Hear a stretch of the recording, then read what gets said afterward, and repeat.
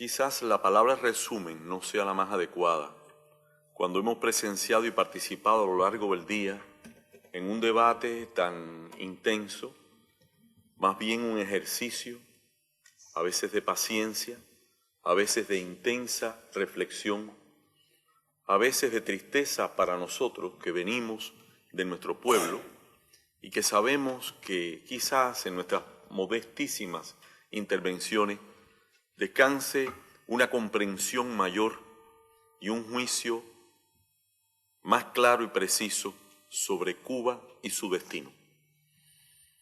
Comenzaré con una metáfora. Hace siglos un hombre se enfrentó a una piedra de mármol que se había extraído de los montes de Carrara. Ese hombre luchó con el mármol día y noche y finalmente pudo esculpir su nombre en una cinta en el pecho de una bella mujer, Miguel Ángel. Y tú, amigo, has luchado como aquel escultor de hace siglos con el mismo nombre ante una piedra fría de mármol para sacar la imagen radiante de Cuba. No venimos como un dechado de perfecciones, ni tampoco como un país que puede presentarse al mundo sin haber pulido todas las aristas del carácter nacional. Y es grave, dijo una vez José Martí, el que en aras de ponderar virtudes oculta defectos. Nosotros resueltamente no los ocultamos. Tenemos los defectos de la condición humana. Tenemos los hábitos propios rumorosos de la condición latina.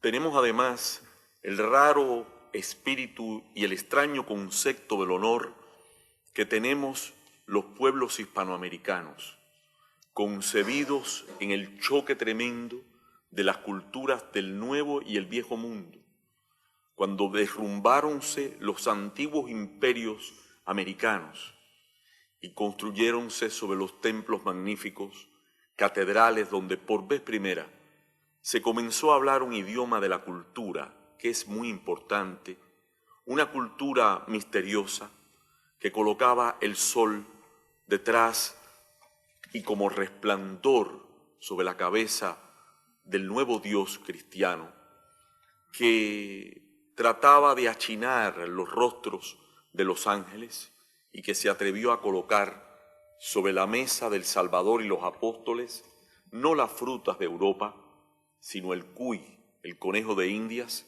y ciertas frutas extrañas que habrían espantado, extrañado o deleitado a los propios apóstoles.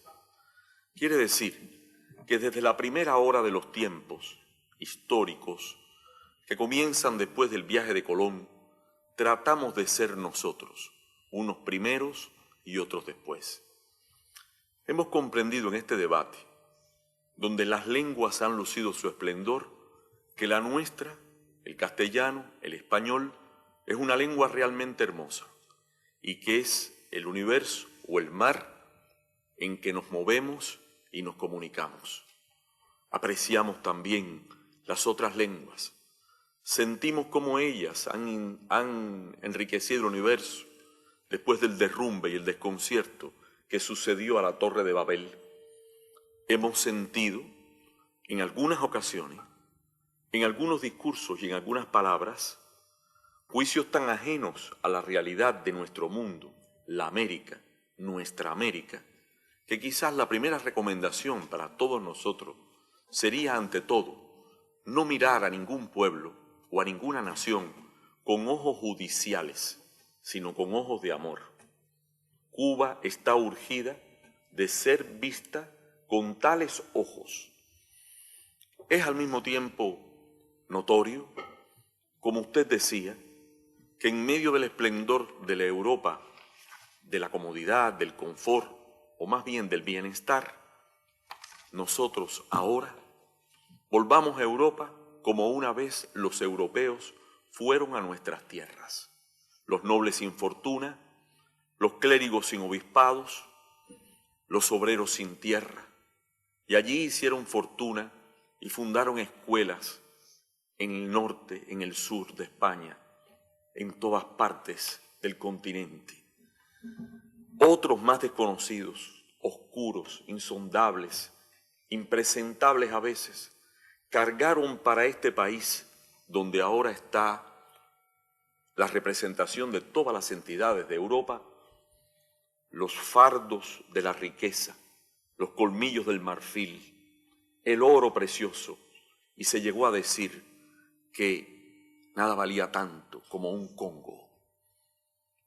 Para nosotros se dijo, vale un Perú. Más se perdió en Cuba, dijeron los españoles, cuando los asaltó la pobreza en los primeros años del siglo XX, cuando vino el desastre, cuando se derrumbó la monarquía, cuando la guerra abrazó a hermanos contra hermanos, los cubanos y los españoles, y la dolorosa generación del 98 exclamó, más se perdió en Cuba. Cuba se perdió una vez y no se puede perder por segunda vez. Eso decimos a nuestros amigos que vienen de toda España y representan aquí tan alta y numerosa diputación. Lo decimos también a los otros representantes, a los de Francia, a los de Alemania, porque visitando la Gran Plaza hace unos días bajo la lluvia, veíamos aún allí el lugar que recuerda que Carlos Marx, el genio de la interpretación de la sociedad contemporánea y de las relaciones entre capital y el trabajo, vivió aquí. Y desde luego, comentábamos esta mañana en el despacho de un diputado francés que necesitaríamos la elocuencia de Víctor Hugo para defender aquí los derechos de Cuba. Y aquí que al final y en el acto de las conclusiones podemos afirmar, los delegados de la isla, que si estamos aquí es porque Cuba ha resistido. De no haber resistido, no habría más que un hito en la memoria de la noticia. Y cuando se nos trae para preguntarnos, como decía con tanta razón Fava o Mose, o el apasionante discurso del parlamentario laborista británico defendiendo los derechos de Cuba y la no aplicación de las leyes extraterritoriales, ha sido muy fácil juzgar perennemente los defectos de nuestro país bloqueado, que unido ha logrado resistir y que ha resistido con enfado y ha resistido con contención el disentimiento de aquellos que en el momento en que tratan de acudir a la embajada o a la representación diplomática del país que nos oprime, quieren proclamarse en defensores de una supuesta libertad de Cuba. Nosotros venimos aquí en representación de esa libertad. Decimos algo más, se nos juzga por eso. Sin embargo, la Europa parlamentaria y democrática ha olvidado rápidamente o prefiere no recordar los grandes aviones sin referencias de vuelo, ni listados de procedencia, ni de finalidad, que trasladaron por toda Europa prisioneros sin derecho, hombres culpables o no, pero sin procesos judiciales, sin identidad, sin nombre.